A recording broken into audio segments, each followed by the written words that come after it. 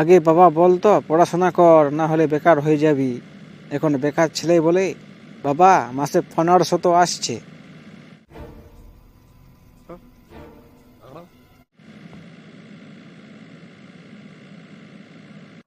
চাকরি পেলি? না। তাহলে টাকা কোথা থেকে আসছে? সরকার আমার ট্যালেন্ট বুঝেছে।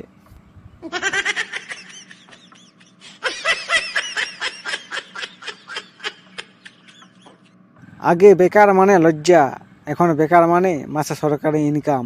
क्या बोला तूने? তুই সারাদিন ঘরে বসে থাকিস কেন? কারণ আমার অফিস ঘরেই।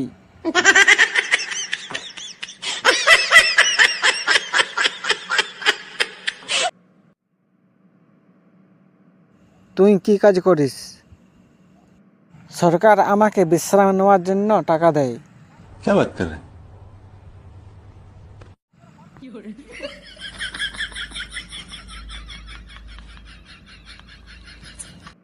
আগে মাসের শেষে পকেট খালি, এখন মাসের শুরুতে 1500। মনে হচ্ছে আমি বড় লোক। বাবা আমি এখন ইনকাম করি। কি করে? সরকার আমাকে বসে থাকার বেতন দেয়।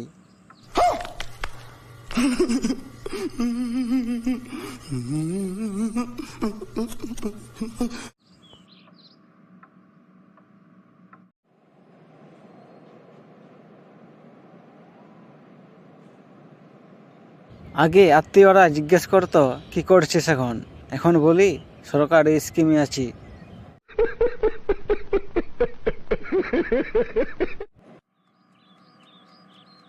তুই সারাদিন ঘুমাস কেন? মা আমি তো এখন সরকারি বেকার, আমার কাজই বিশ্রাম নেওয়া।